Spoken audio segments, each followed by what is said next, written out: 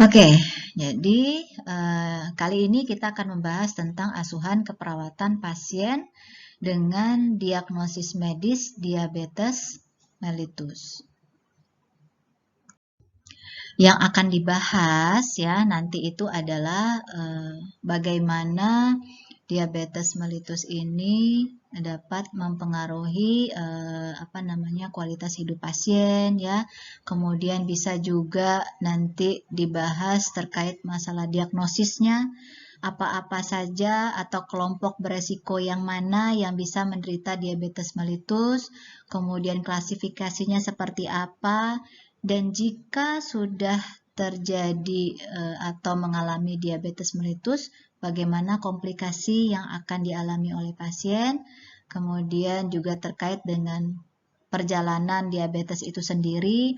Nanti saya gabungkan dengan manifestasi klinis ya, berikut dengan masalah keperawatannya. Dan terakhir nanti treatmentnya ya, di treatment ini akan ada saya bahas terkait tentang pemeriksaan dan prinsip penata laksanaan diabetes.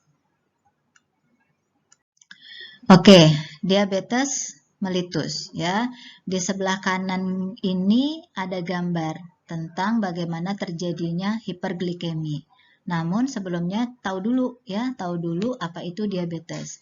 Nah, diabetes mellitus ini merupakan suatu kelompok penyakit metabolik ya, dengan karakteristik hiperglikemia, peningkatan kadar gula darah di dalam darah ya, yang terjadi karena kelainan sekresi insulin atau kerja insulin atau kedua-duanya. Ya. Nah, untuk mempelajari diabetes, kalian perlu ingat dulu tentang sistem endokrin. Udah dipelajari kan ya?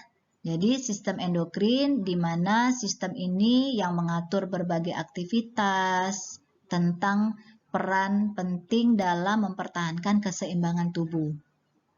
Ya kan?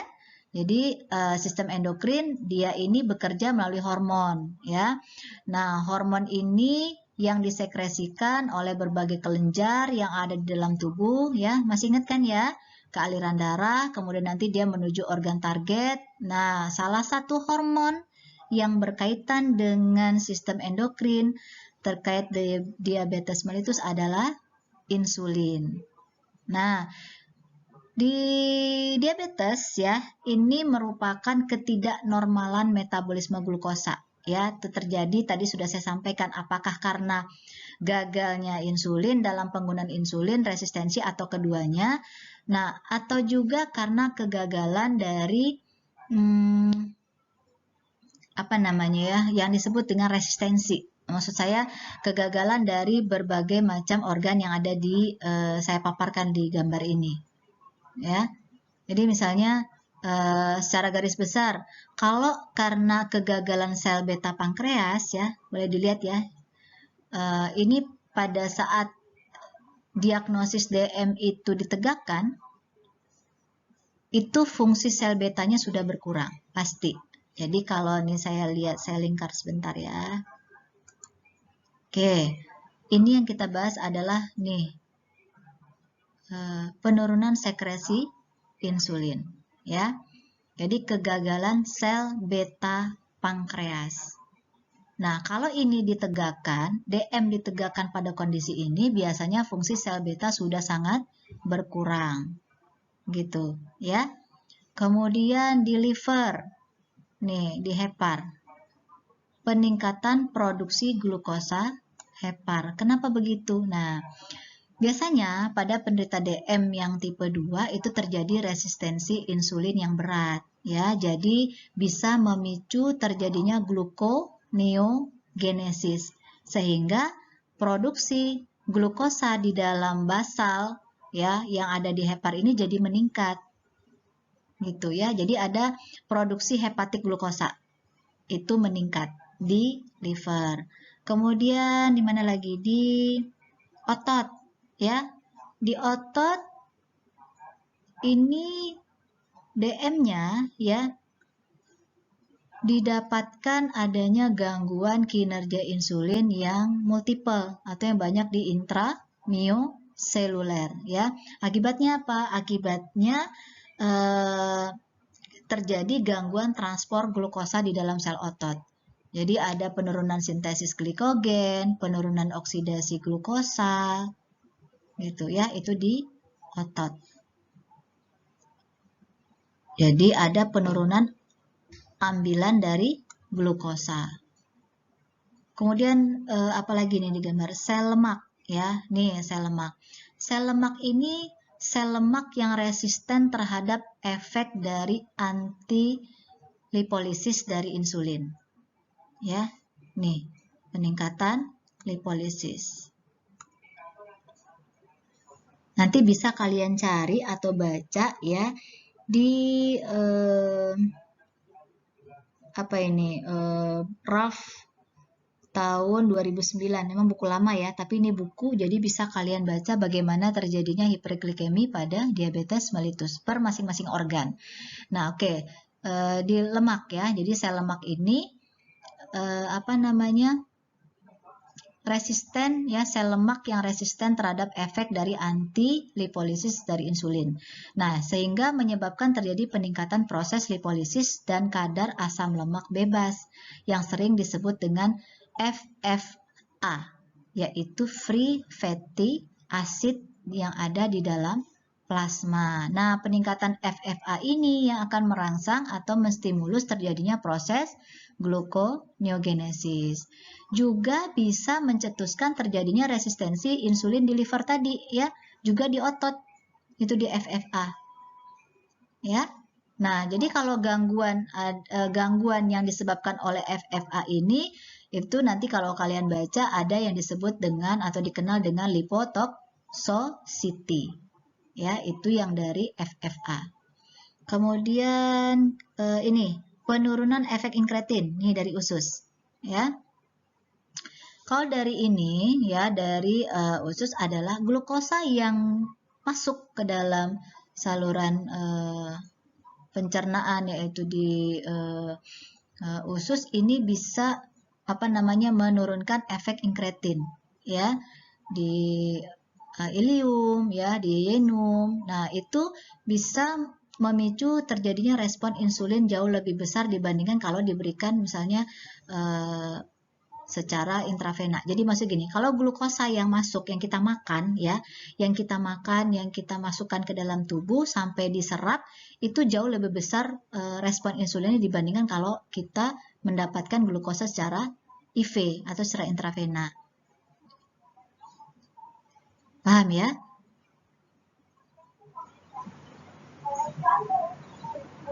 Kemudian alfa. Tadi itu sel alfa sel beta pankreas. Sekarang sel alfa pankreas, yaitu peningkatan sekresi glukagon.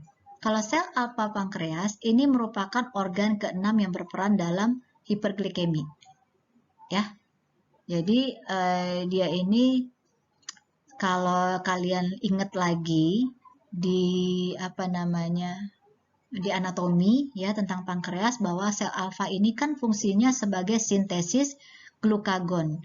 Jadi dalam keadaan puasa kadarnya di dalam plasma itu akan meningkat. Gitu ya. Jadi di gula darah puasa nanti biasanya dia meningkat. Nah, itu terjadi pada pasien dengan diabetes mellitus. Nah, biasanya signifikan tuh dibandingkan individu yang normal. Ya. Kemudian apalagi ini ginjal. Terjadi peningkatan reabsorpsi dari glukosa. Nah, ginjal ya, ginjal ingat lagi anatomi ginjal. Jadi kalau ginjal itu kan fungsinya sebagai filtrasi sekitar berapa ya? 163 gram glukosa itu sehari, ya. Nah, 90% itu dari glukosa ini terfiltrasi itu akan diserap kembali ya, reabsorpsi kembali pada bagian tubulus proksimal di ginjal. Nah, nanti akhirnya bisa nih kalau normal tuh dia akan diserap kembali, akhirnya tidak ada glukosa dalam urin. Ya, itu maksud saya. Nah, kalau pada penderita DM itu terjadi peningkatan ekspresi dari gen ini ya. Gen yang berperan untuk absorpsi absorpsi filtrasi glukosa yang dikenal dengan SGLT2, sodium glukosa cotransporter yang 2 ya. Jadi ini bermasalah. Jadi dengan adanya ini akan menghambat penyerapan kembali glukosa di tubulus ginjal sehingga glukosa bisa dikeluarkan lewat urin jadinya. Ya, kemudian apalagi nih? Otak. Terakhir. Otak itu akan terjadi disfungsi neurotransmitter. Maksudnya apa? Nah, insulin ini kan merupakan penekanan nafsu makan. Jadi kalau di otak ya, kalau pada individu yang obesitas, baik yang DM maupun yang non-DM, itu ditemukan hiperinsulinemia. Ya, jadi ini merupakan kompensasi dari resistensi insulin. Nah, biasanya pada golongan ini asupan makanan itu jadi meningkat gitu ya. Akibat apa? Akibat adanya resistensi insulin yang juga terjadi di otak. Karena apa? Karena disfungsi neurotransmitter. Gitu ya.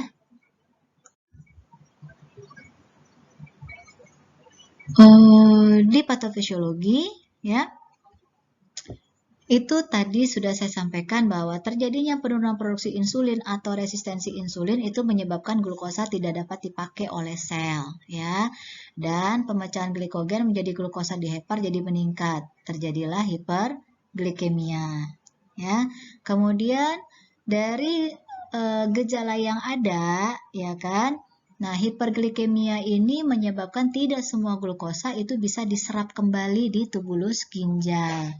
Akhirnya dikeluarkan melalui urin. Muncullah keluhan glukosuria. Ya. Kemudian apalagi tadi saya bahas di awal bahwa urinnya menjadi banyak. Kenapa? Ya tadi karena kadar glukosa yang tinggi di urin itu akan menghambat reabsorpsi air di ginjal sehingga urin menjadi banyak atau poliuri. Kalau dikaitkan dengan masalah keperawatan, ini terjadi gangguan eliminasi urin. Gitu ya. Jadi cara memahami patofisiologinya seperti itu.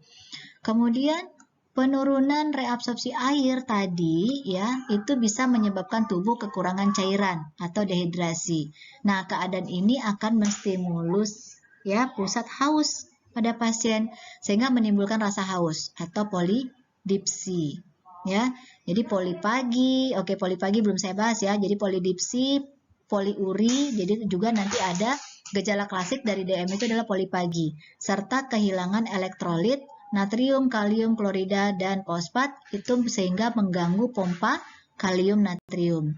Sehingga kalau ada masalah keperawatan yang bisa kita tegakkan adalah gangguan keseimbangan cairan dan elektrolit.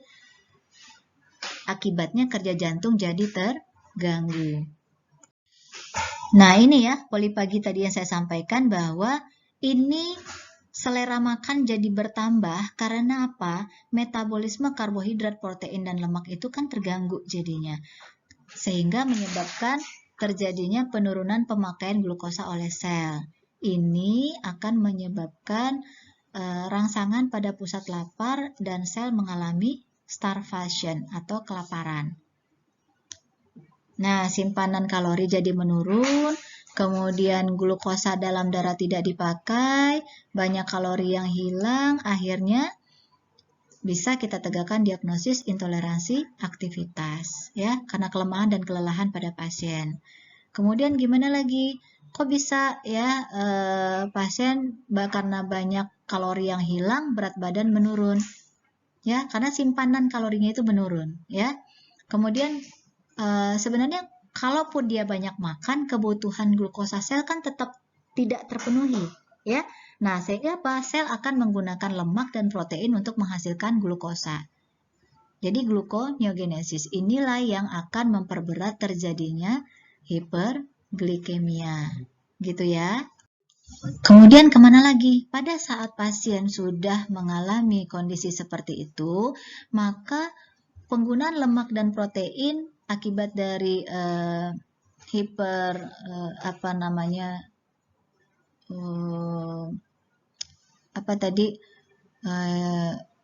penggunaan lemak dan protein itu ya yang meningkat itu akan menghasilkan benda-benda keton, ya, atau ketosis. Nah, sehingga benda keton bersifat asam ini akan menyebabkan terjadinya gangguan asam basa, ya, asidosis metabolik, sehingga terjadi koma diabetikum. Oke, kita bahas kelompok beresiko, ya. Kelompok beresiko terjadinya DM itu ada dua. Saya mengkategorikan dua, ya. Nanti sebenarnya banyak nanti urunannya. Ini yang pertama, kelompok berat badan berlebih, kemudian kelompok usia lebih dari 45 tahun tanpa faktor resiko, ya. Faktor risiko seperti apa? Misal begini, kelompok dengan berat badan lebih itu yang indeks massa tubuhnya lebih dari 23 kg yang disertai dengan satu atau lebih faktor risiko itu adalah yang aktivitas fisiknya kurang, ya. Kemudian perempuan yang memiliki riwayat melahirkan bayi dengan berat badan lahir lebih dari 4 kilo. Itu ya kelompok berat badan berlebih, itu beresiko, ya. Karena beresiko mempunyai riwayat diabetes mellitus yang gestasional. Kemudian orang-orang dengan hipertensi berat ataupun sedang, atau dia sedang mendapatkan terapi untuk hipertensi. Kemudian kelompok di berat badan berlebih ini juga ada kelompok pasien dengan hasil laboratorium HDL-nya kurang dari 35 mg atau trigliserida lebih dari 250 gram. Kemudian lagi wanita, ya, biasanya wanita dengan sindrom polikistik ovarium.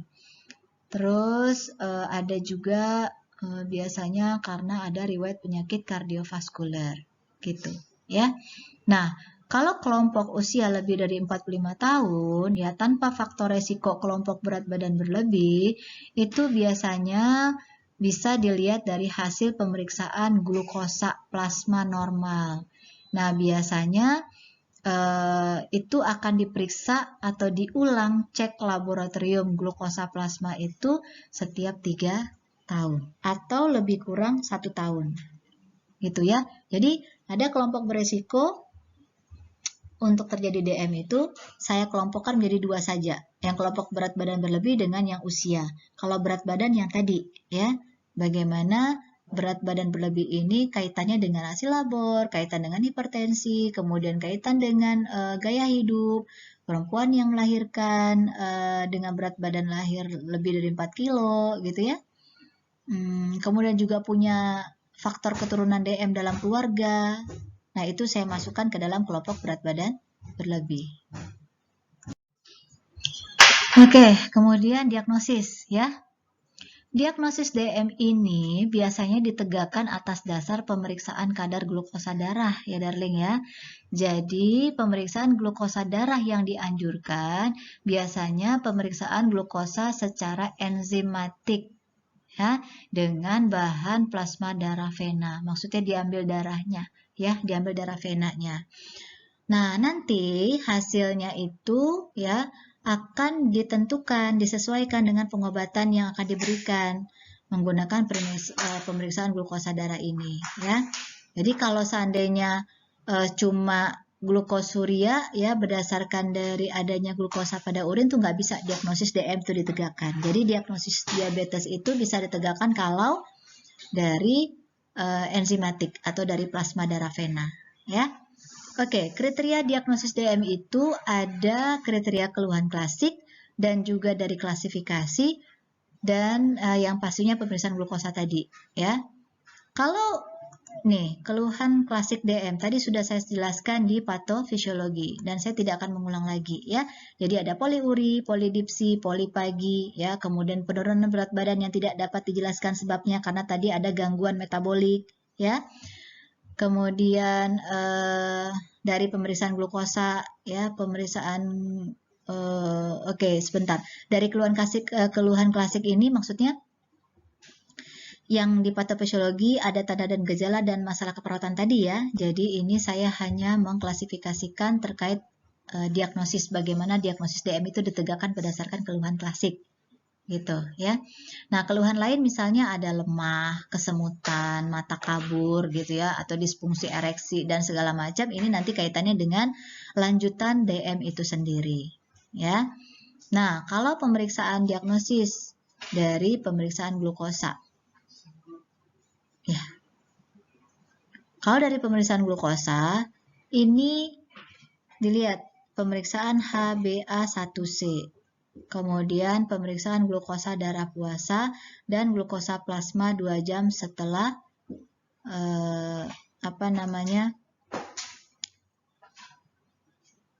setelah diberikan beban glukosa. Ya, jadi glukosa oral. Glukosa plasma 2 jam setelah diberikan, kalau istilah di rumah sakit itu 2 jam PP ya, 2 jam postprandial atau 2 jam ketika pasien diberikan toleransi gula atau beban glukosa sekitar 75 gram. Ya. Nah, kalau HbA1c ini saya sudah buatkan bahwa kalau diabetes itu lebih dari 6,5. Sementara normalnya adalah 5,7.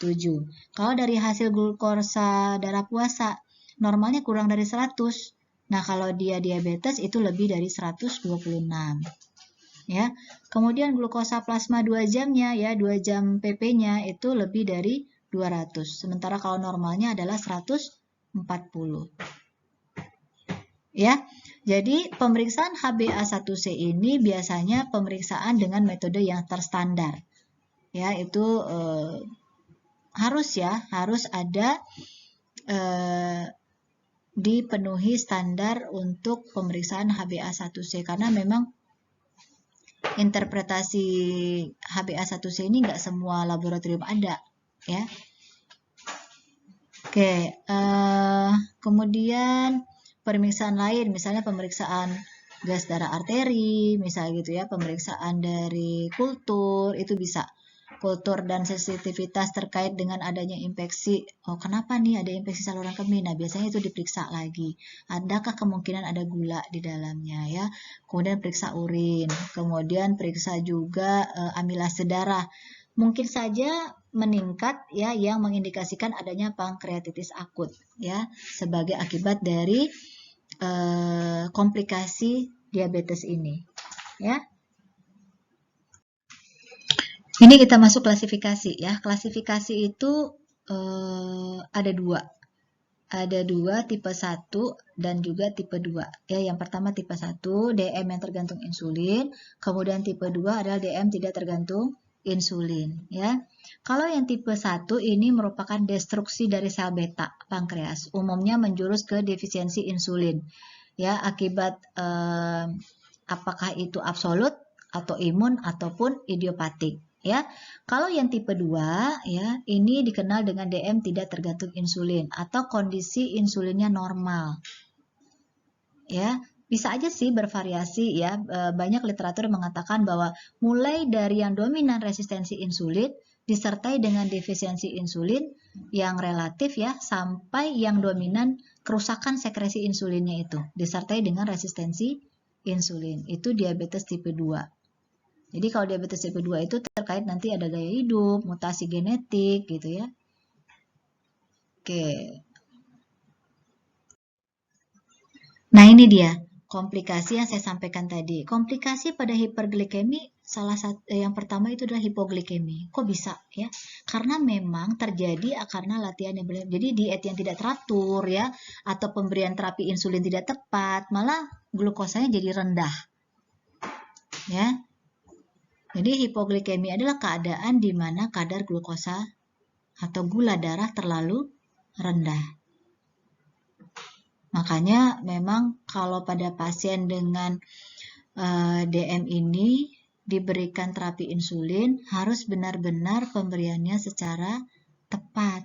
Karena kalau tidak tepat, kemudian dietnya tidak teratur, nah latihan yang diberikan juga sangat berlebihan, maka kadar gula darah bisa terlalu rendah. Itu sebagai komplikasi dari DM. Kemudian komplikasi yang kedua adalah diabetes ketoasidosis. Seperti tadi, akibat dari penggunaan karbohidrat dan protein ya untuk gluconeogenesis, itu kan sisanya akan menjadi keton ya. Kemudian tidak adanya glukosa sebagai sumber energi ini bisa menyebabkan tubuh memecah lemak Ya kan? Yang tadi sudah saya sampaikan. Jadi pemecahan ini kan akan menghasilkan benda-benda keton. Benda keton ini bersifat asam. Gitu. Ya, jadi dengan adanya gluconeogenesis semakin meningkatkan glukosa darah atau gula darah. Nah, peningkatan gula darah ini akan menyebabkan semakin banyak air yang dibuang melalui urin sehingga pasiennya akan dehidrasi. Gitu ya. Nah, kalau sudah terjadi peningkatan asam kemudian dehidrasi, maka pasiennya bisa koma. Kemudian komplikasi berikutnya. Komplikasi berikutnya adalah terkait dengan pembuluh darah, ya. Baik pembuluh darah besar maupun pembuluh darah kecil yang dikenal dengan makrovaskular, kemudian mikrovaskular. Jadi bagaimana cara terjadinya bahwa ingat ya, hiperglikemi ini kan merupakan peningkatan kadar glukosa di dalam darah. Nah, peningkatan kadar glukosa dalam darah ini juga akan meningkatkan viskositas darah. Sehingga kekentalan darah jadi meningkat, menggumpal, kemudian lama-lama akan terjadi sumbatan sehingga bisa merusak dinding bagian dalam pembuluh darah.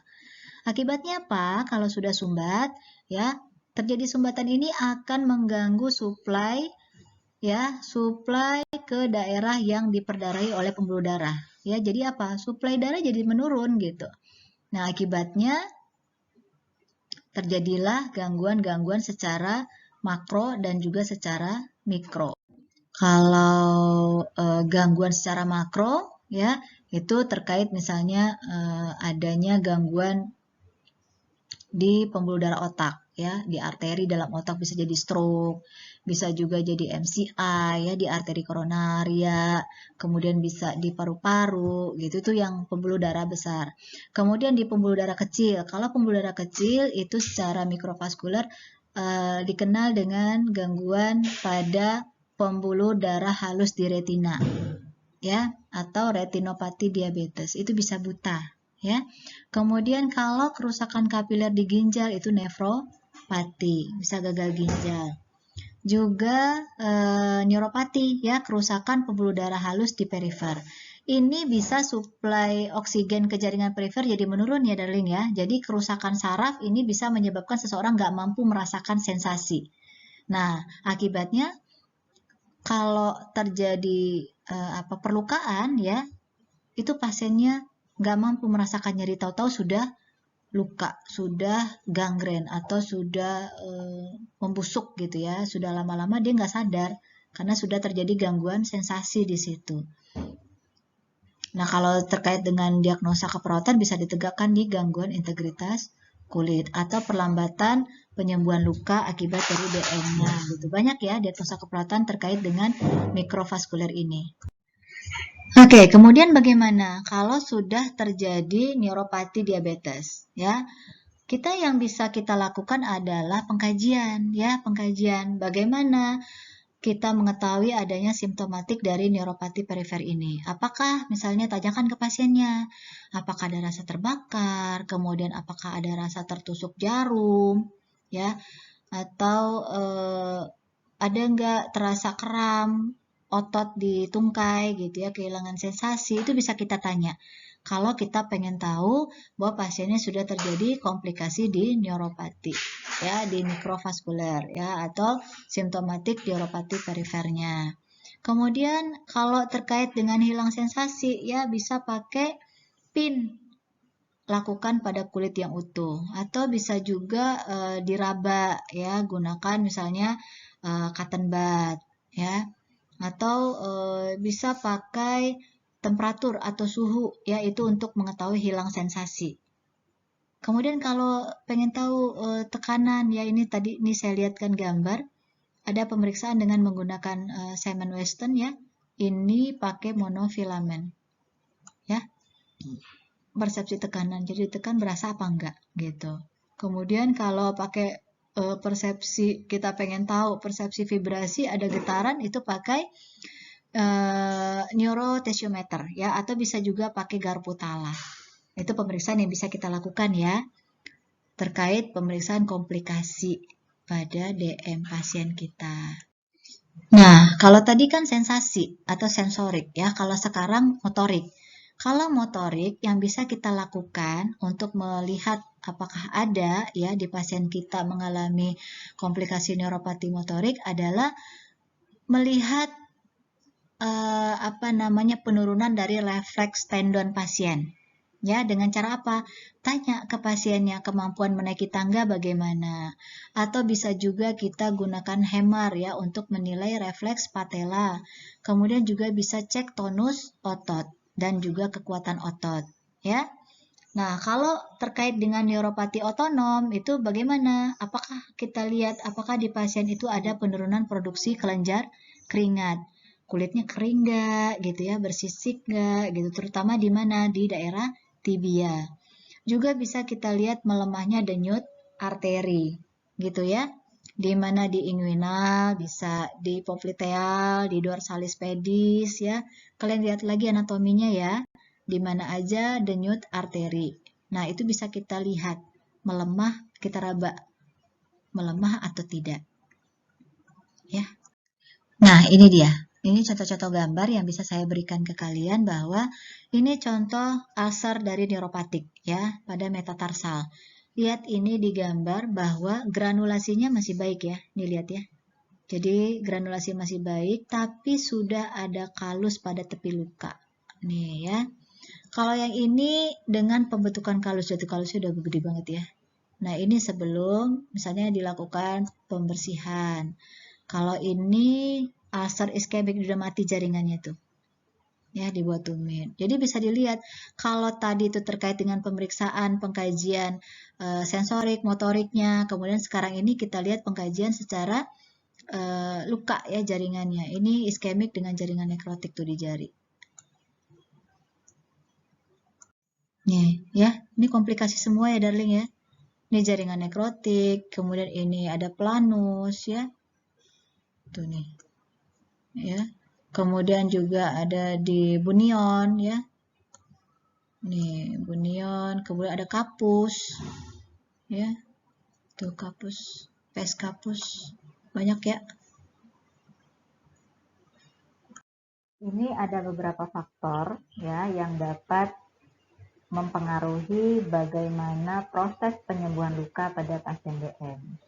Ya, biasanya penyembuhan luka pada pasien DM ini sangat lama ya, dikarenakan memang hiperglikemianya, kemudian karena malnutrisi dari protein ya, kemudian juga karena penurunan aktivitas anabolik, dan juga ada gangguan imun ya, sehingga kalau gangguan imun ya, kemudian juga penurunan aktivitas anabolik ini, malnutrisi gitu ya, ini bisa mengganggu proses dari penyembuhan luka ya.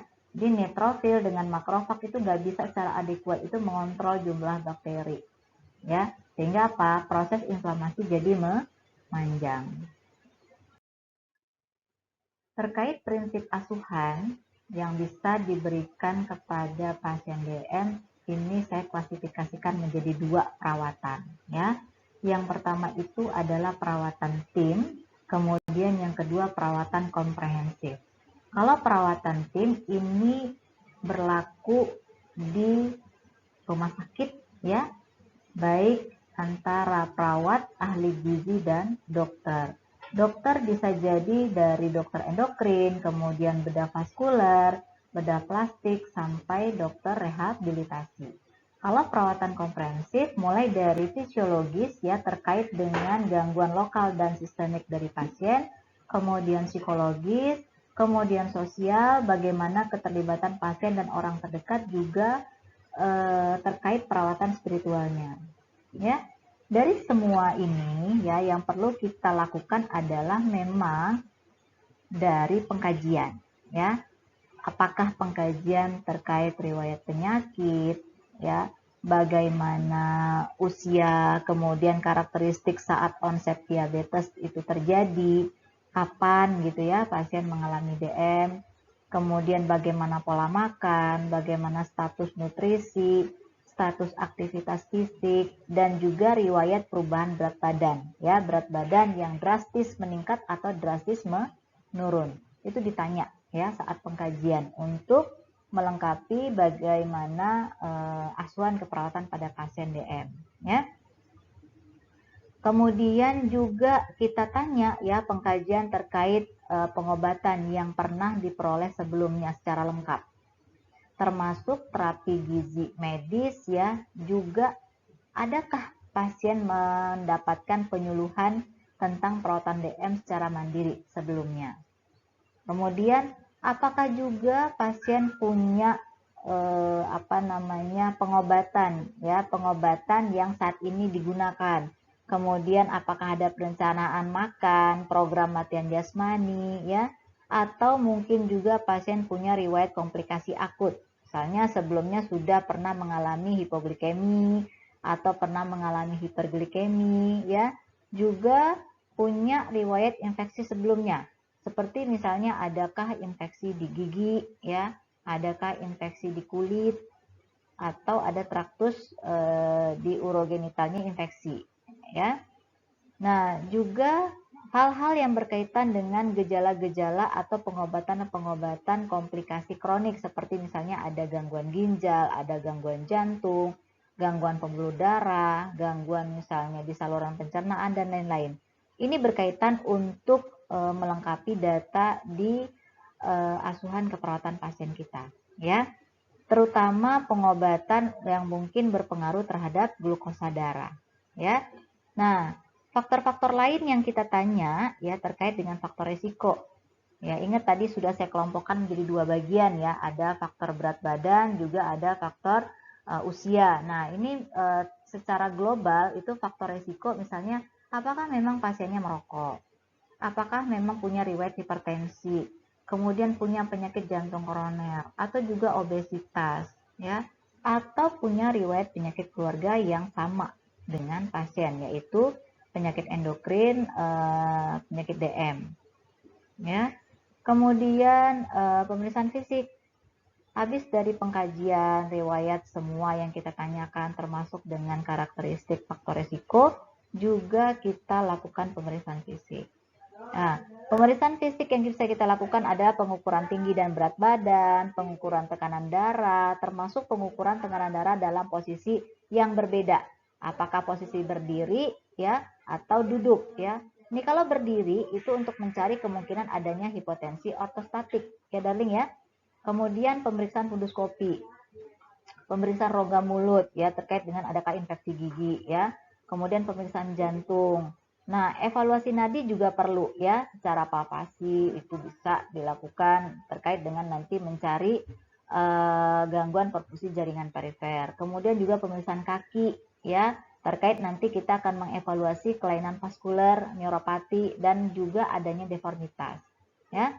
Kemudian kalau kita kaji pemeriksaan kulit, kita akan mencari adakah bekas luka, apakah ada hiperpigmentasi gitu ya, apakah memang pasien mengalami kulit kering, dan juga kita lihat apakah punya bekas lokasi penyuntikan insulin. Nah, ini menandakan bahwa memang pasiennya punya riwayat DM sebelumnya.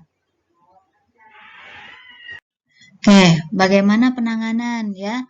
Penanganan misalnya gini, edukasi pasien, what to do ya, apa yang harus dilakukan. Jadi edukasi dengan tujuan promosi hidup sehat ya. Jadi perlu selalu dilakukan. Jadi sebagai bagian dari upaya pencegahan dan merupakan bagian yang sangat penting dari pengelolaan DM ini. Gitu ya. Terus terkait dengan deteksi dini, materinya ya, materi edukasi itu materi misalnya tingkat awal juga dengan tingkat akhir atau tingkat lanjutan.